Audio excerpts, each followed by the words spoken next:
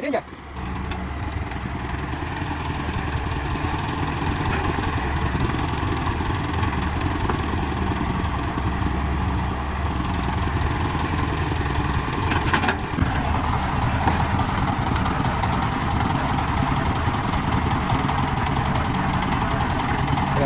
Công văn lúc hơn.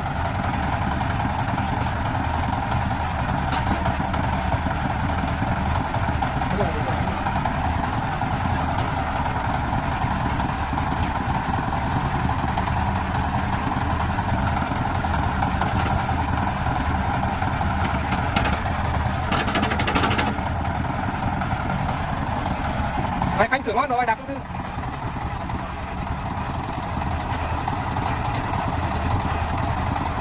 Đầy lái luôn. Không đang chở đầy cát.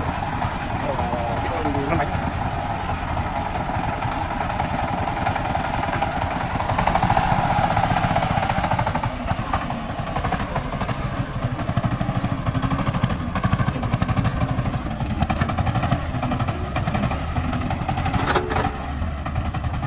Mang quá.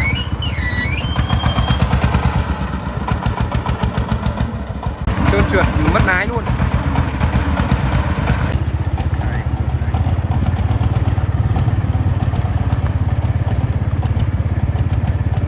Bên cát đây các bạn nhé.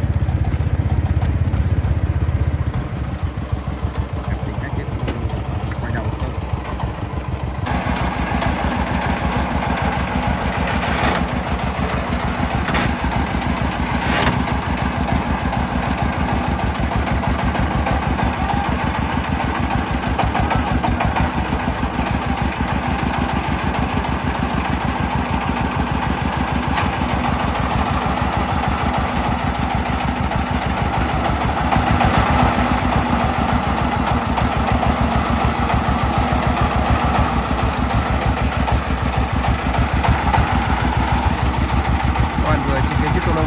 Chở cát ra ngoài cánh đồng và đã đổ bên các bạn nhé. Tiếp theo tới đây là hết. Các bạn nhớ like và đăng ký kênh. Xin cảm ơn các bạn rất nhiều.